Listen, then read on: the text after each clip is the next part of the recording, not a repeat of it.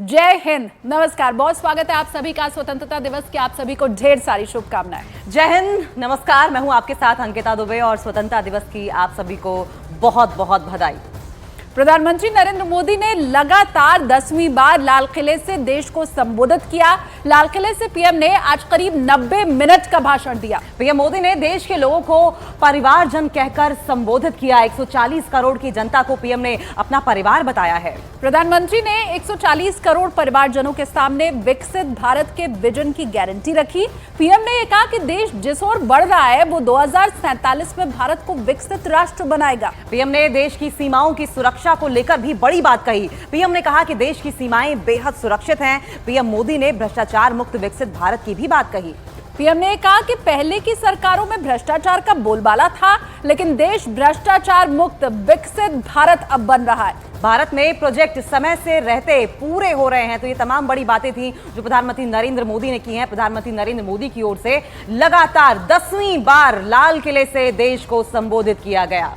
और ये अलग अलग तस्वीरें हम आपको दिखा रहे हैं। लाल किला जब पहुंचे थे प्रधानमंत्री नरेंद्र मोदी, तो कैसे रक्षा मंत्री राजनाथ सिंह ने उनकी अगवानी की, पहली तस्वीर में आप देख सकते हैं। फिर उसके बाद उन्हें गार्ड ऑफ ऑनर दिया गया।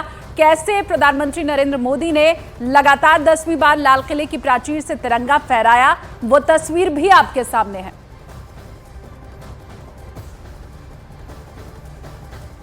और प्रधानमंत्री नरेंद्र मोदी ने आज देश के सामने 4 बड़ी गारंटी रखी। लाल किले की प्राचीर से पीएम ने वो कौन सी 4 गारंटी दी हैं, वो भी आपको दिखाते हैं।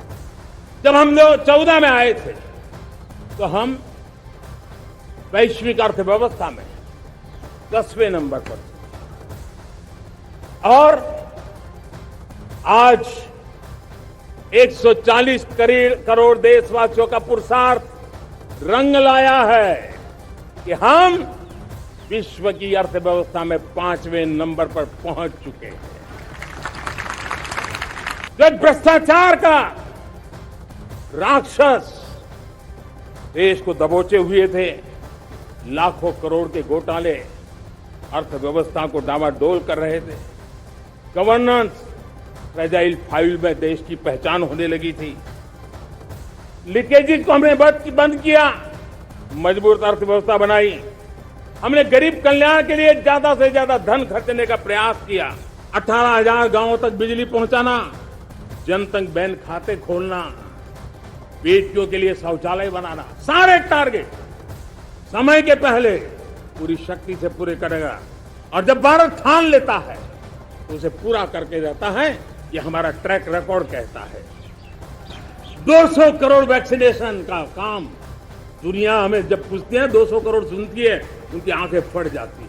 इतना बड़ा काम ये मेरे देश के आंगनवाड़ी वर्कर, हमारी आशा वर्कर, हमारी हेल्थ वर्कर, उन्होंने करके दिखाया। आर्थिक शक्ति बढ़ी है तो हमारी सामरिक शक्ति को भी एक नई ताकत मिली है। हमारी सीमाएं पहले से अधिक सुरक्षित हुई है और मेरे सीमा पर बैठे हुए मेरे जवान जो देश की सीमाओं की रक्षा कर रहे हैं और मेरे देश की आंतरिक सुरक्षा के संभालने वाले यूनिफॉर्म फोर्सेस, मैं आजादी के इस पावन पर्व पर उनको भी अनेक अनेक बधाई देते हुए मेरी बात को आगे बढ़ाता हूं।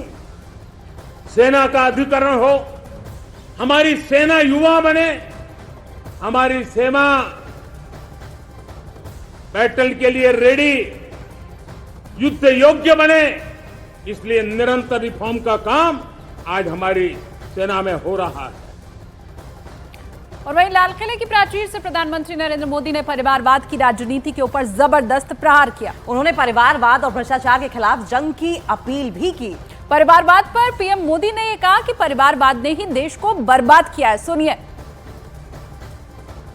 आज परिवारवाद और तुष्टीकरण, इसने देश का बहुत बड़ा दुर्भाग्य किया है। अब लोकतंत्र में ये कैसे हो सकता है कि पॉलिटिकल पार्टी, और मैं विशेष बल दे रहा हूं पॉलिटिकल पार्टी, आज मेरे देश के लोकतंत्र में एक ऐसी विकृति आई है जो कभी भारत के लोकतंत्र को मजबूती नहीं दे सकती। और वो क्या है बीमारी? परिवारवादी पार्टियां। और उनका तो मंत्र क्या है?